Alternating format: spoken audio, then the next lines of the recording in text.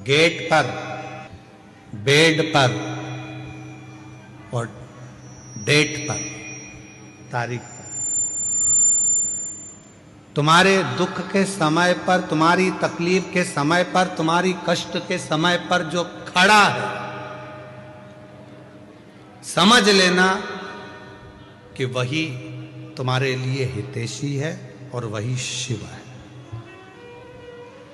वही हितैषी है, वही शिव। परिवार बहुत बड़ा है, रिश्तेदार बहुत सारे हैं, पूरा कुटुंब भरा पड़ा है, पूरा घर भरा पड़ा हुआ है, पूरे नातेदार, रिश्तेदार, कुटुंबी, परिवार, नाते, रिश्ते, कुटुंब, परिवार ढेर भरा पड़ा हुआ है, सारा घर बड़ा पड़ा हुआ है। पर दुख की घड़ी में, दुख के समय पर,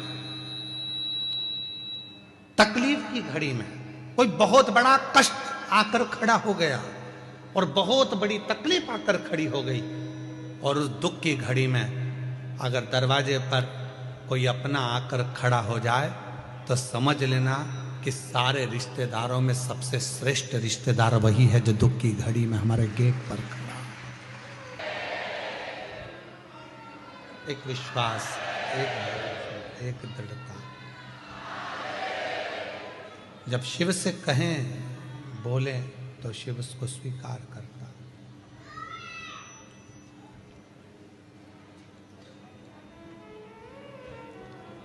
गेट, बेड और डेथ, तीन है। दुख के समय पर कोई तुम्हारे दरवाजे पर खड़ा है तो समझ लेना वही तुम्हारा सबसे ज्यादा श्रेष्ठ हितैषी है, वो पूरा विश्वास के साथ खड़ा हो। कई लोग परिवार के भी ऐसे होते हैं, रिश्तेदार नातेदार ऐसे होते हैं, कुटुंबी परिवार वाले ऐसे होते हैं कि जैसे ही कोई दुख का समय आता है, तकलीफ की घड़ी आती है, किसी के यहाँ मालूम पड़े कोई ईडी का, इनकम का कोई फालतू की बात, कोई केस, कोई थाना, कोई कचहरी, कोई चीज हो जाती है तो लोग उसके दरवाजे पर जाते ही नहीं, पहुंचते। तुम्हारे दुख के समय पर अगर कोई गेट पर खड़ा है, तुम्हारे साथ खड़ा है, समझ लेना कि वही शिव है, वही श्रेष्ठ है। पहले नंबर पर गेट, दूसरे नंबर पर बेड। तुम्हारी बीमारी के समय पर, तकलीफ के समय पर, शरीर में रोग के समय पर, हॉस्पिटल में बेड पर पड़े हुए हो, घर पे पलंग पर पड़े हुए हो और कोई तुम्हारे बेड के पास खड़ा है तो समझ लेना वही तुम्हारे लिए श्रेष्ठ है। बाकी के जितने हैं वो सब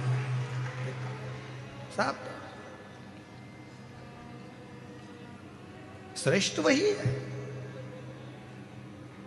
कौन कौन है परिवार में? तो कहा मेरे 4 मामा जी हैं, 3 मौसी जी हैं, मेरा 4 बेटे हैं, 4 बहुएं हैं, मेरी लड़की दामाद 3 है, 3 मेरी बेटी हैं, 3 दामाद हैं, दामाद के बच्चे हैं, मेरा देवर है, देवरानी है, जेठ है, जेठानी है, और मालूम पड़ा शरीर में कष्ट आ गया, रोग आ गया, हॉस्पिटल में पड़े हो, और हॉस्पिटल में पड़े हो और मालूम पड़ा एक दिन भी अगर परिवार वाले तुम्हारे बेड के पास आकर खड़े नहीं हुए, तुम्हारे दरवाजे पर आकर खड़े नहीं हुए, तो वो रिश्तेदार किस काम के?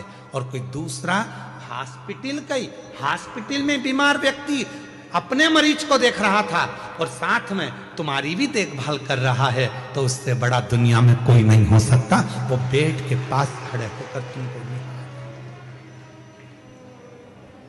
परिवार इतना बड़ा, घर इतना बड़ा, कुटुंब इतना बड़ा, रिश्ते इतने सारे, पर गेट पर, बेड पर और डेट मतलब तारीख, कहीं कचहरी में तारीख चलती है, कहीं कोर्ट में तारीख चलती है, कहीं दुख की तारीख होती है, कहीं तकलीफ की तारीख होती है।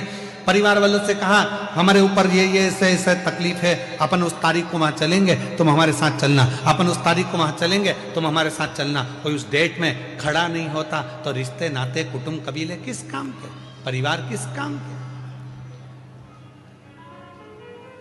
गेट, बेड और डेट, ये 3 ऐसे हैं।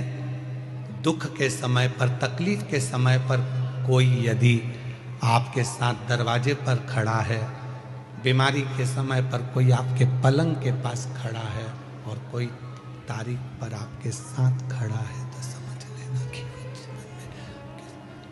आपका अपना है, आपका कष्ट है, आपका